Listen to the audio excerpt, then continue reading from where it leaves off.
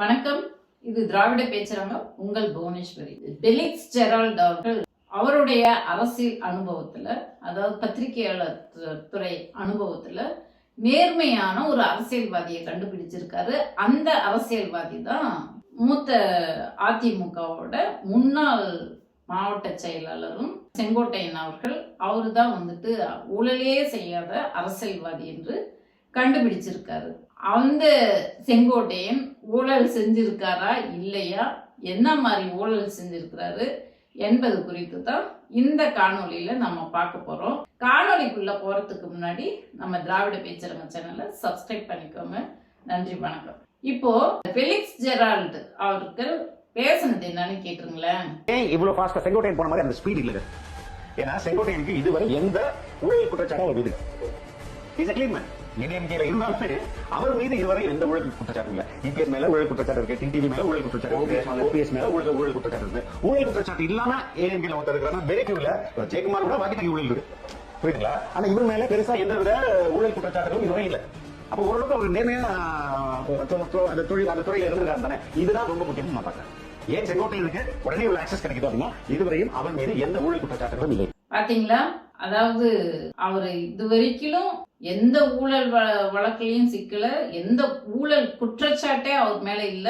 அதனாலதான் அவருக்கு இவ்வளவு பெரிய வரவேற்பு, இவ்வளவு பெரிய பொறுப்பு தமிழக வெற்றி கழகத்துல கொடுத்திருக்காங்க என்று சொல்லி செங்கோட்டையனை பத்தி ஆகா ஓகோன்னு புகழ்ந்து பேசுறாரு.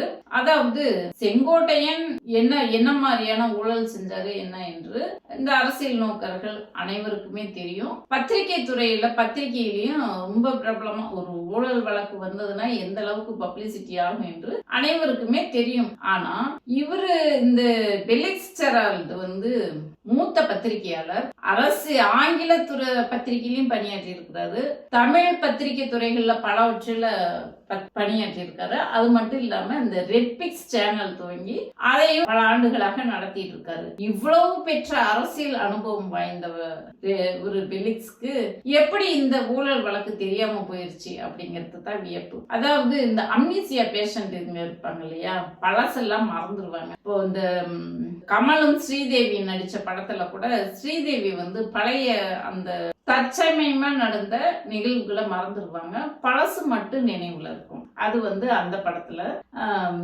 இப்ப புதுசா வந்த இப்போதைய இளைஞர்களுக்கு சொல்லணும்னாக்க நடுவுல கொஞ்சம் பக்கத்தை காணும் அப்படின்ற ஒரு படம் இருக்கும். அந்த படத்துல முன்னாடி நடந்ததெல்லாம் மறந்து போயிடும். அந்த மாதிரி பெலிக்ஸ்க்கு முன்னாடி நடந்ததெல்லாம் மறந்துருச்சு போல. அதாவது ஒரு பத்திரிகையாளரா இருந்துகிட்டு எப்படி மறந்தது அப்படிங்கிறது தான் இப்ப கேள்வியா இருக்குது. அது ஏங்கிறத நம்ம அப்புறம் சொல்லலாம், பிறகு பார்ப்போம். அதாவது இப்போ செங்கோட்டையன் என்ன ஊழல் செஞ்சிருக்காரு அப்படின்னு பார்ப்போம். அதாவது 1991 to 96 ஆட்சி காலத்துல, அதாவது கரெக்டா சொல்லணும்னா 1997 மார்ச் 3 ஜே போக்குவரத்து கழகம் அப்படின்னு, அது தமிழ்நாடு அரசு போக்குவரத்து கழகம் என்பது ஜெயலலிதா ஆட்சியில தான் ஜே போக்குவரத்து கழகம்னு தனக்கு தானே பேர் வச்சுக்கிட்டாங்க ஜெயலலிதா அம்மையார் அவர்கள். அந்த போக்குவரத்து கழகத்துல இவர் அதுக்கான துறை அமைச்சராக செங்கோட்டையன் இருக்காரு. அது மட்டும் இல்ல, அவருக்கு 2 துறையை கொடுத்திருந்தாங்க. ஒன்னு வனத்துறை, இன்னொன்னு போக்குவரத்து துறை. 2 துறையை கொடுத்திருந்தாங்க. இந்த போக்குவரத்து துறையில தான் அவர் ஊழல் பண்ணியிருக்காரு. என்ன ஊழல்னு பார்த்தோம்னா, இந்த பேருந்து ஸ்பேர் பார்ட்ஸ் வாங்குறது, புதிய பேருந்துகள் வாங்குவது, இந்த மாதிரி இதுல முறைகேடு பண்ணி, எவ்வளவு முறைகேடு பண்ணனதாக குற்றச்சாட்டு அப்படின்னு பார்த்தோம்னா 1,57,93,527 ரூபாய் ஊழல் செய்ததாக குற்றச்சாட்டு சாட்டப்பட்டது 1997 ஆண்டு. அந்த மார்ச் 3 தான் எஃப்ஐஆர் பதியப்பட்டு 3 ஆண்டுகள் இந்த வழக்கு நடந்து 2000 தீர்ப்பு வந்திருக்கு. தீர்ப்பு என்னன்னு பார்த்தோம்னாக்க 4 ஆண்டுகள் சிறை தண்டனை, 1,05,000 ரூபாய் அபராதம் விதித்து இந்த தீர்ப்பு வந்திருக்கு. இவ்வளோ பெரிய ஒரு வழக்கு தீர்ப்பு அன்றைய ஊடகங்கள் எல்லாம் பரபரப்பாக பேசப்பட்டது. எப்படி பெலிக்ஸ்க்கு மட்டும் தெரியாம போனது, அதாவது நடுவுல கொஞ்சம் பக்கத்தை காணுன்ற படத்துல வர மாதிரி இவர் முழுசும் பழசெல்லாம் மறந்துட்டாரு போல.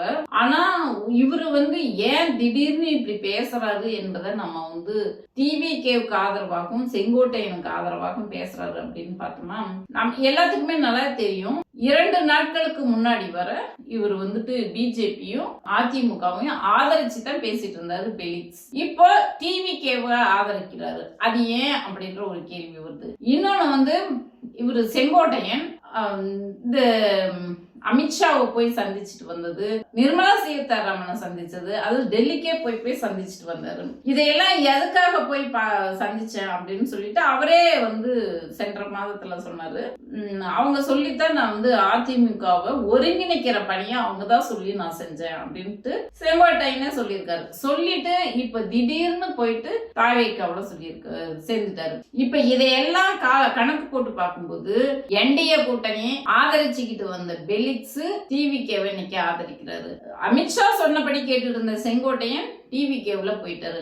அப்போ எல்லாரும் உறுதிப்படுத்திக்கிட்டு இருந்தாங்க. அதாவது திராவிட இயக்க சிந்தனையாளர்கள் எல்லாம் இது பிஜேபியோட வேலை தான், அமித்ஷாவோட வேலை தான், அமித்ஷா சொல்லித்தான் போய் சேர்ந்தாரு அப்படின்னு சொல்லிட்டு இருந்தாங்க. அது உண்மை என்று நிரூபிக்கும் விதமாகத்தான் பெலிக்ஸ் டிவிகேவுக்கு முட்டு கொடுத்துட்டு இருக்காரு. இவங்க எல்லாருமே பிஜேபி வாயினுங்க தான். அப்போ இந்த அதிமுக என்ற ஒரு பேர் இயக்கத்தை பிஜேபியோட அஜெண்டா என்ன? கழகம் இல்லாத தமிழ்நாடு, திராவிட இயக்கங்களை அழிக்கணும் என்பது தான் பிஜேபியோட அஜெண்டா.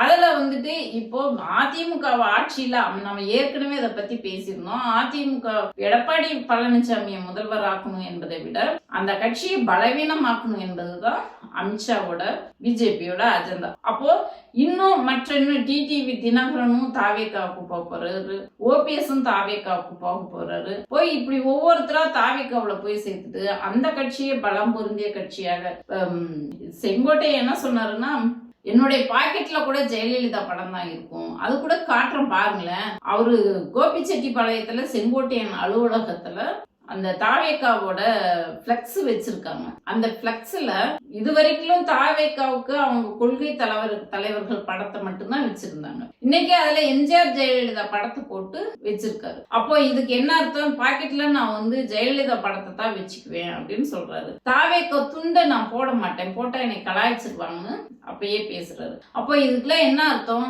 அதிமுகவோட இதையெல்லாம் சிம்டம்ஸா, அதாவது அடையாளமா வச்சுக்கிட்டாக்க, எம்ஜிஆர் ஜெயலலிதா வச்சுக்கிட்டா அதிமுகவோட தொண்டர்கள் தாவேக்காவுக்கு வந்துருவாங்க என்பதற்காக அமித்ஷாவால எய்த அம்புதான் செங்கோட்டையன். அதே போலதான் பன்னீர்செல்வமும் டிடிவி தினகரனும்.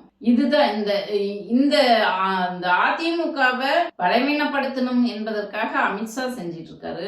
இதுக்காக செங்கோட்டையன் அங்க போய் சேர்ந்தாரு. செங்கோட்டையனை நல்லவனும் காட்டணும், ஊழலற்றவர் அப்பழக்கற்றவர் என்று பேசணும் என்பதற்காக பெலிக்ஸ் பேசினாரு. பெலிக்ஸ் பேசாதவே இருந்திருந்தாக்க கூட இன்னைக்கு நாம இந்த ஊழல் குற்றச்சாட்டு பத்தி பேச போறதில்ல. பெலிக்ஸ் பேசினதுனால என்னாச்சுன்னா, மறந்து போன மக்களுக்கு கூட மீண்டும் நினைவுபடுத்தும் விதமாக இன்னைக்கு சோசியல் மீடியாவில் அதுதான் இன்னைக்கு ட்ரெண்டிங் ஆயிருக்கு. அன்றைய செய்தித்தாள்கள்ல வந்த அந்த ஆதாரங்கள், கோர்ட் தீர்ப்புலாம் எடுத்து இன்னைக்கு எல்லாம் செங்கோட்டையனோட அந்த ஊழல்களை அம்பலப்படுத்திக்கிட்டு இருக்காங்க. இது ஒரு ஊழல் தான் நடந்ததா அப்படின்னு சொல்லி பார்த்தோம்னா, இந்தியாவையே உழுக்கக்கூடிய இதுவரைக்குமே எங்கேயுமே நடந்துடாத வன்முறை வழக்கு ஒண்ணு இருக்கு. அதுதான் எல்லாத்துக்கும் தெரியும். வாச்சாத்தி வன்முறை வழக்குன்னு சொன்னா அனைவருக்கும் தெரியும். அந்த வழக்கு குறித்தும் அடுத்த காணொலியில பார்ப்போம். அது வரைக்கும் இந்த காணொலியை பார்த்து உங்களுடைய கருத்தை நம்மளோட பகிர்ந்துக்குங்க. நன்றி, வணக்கம்.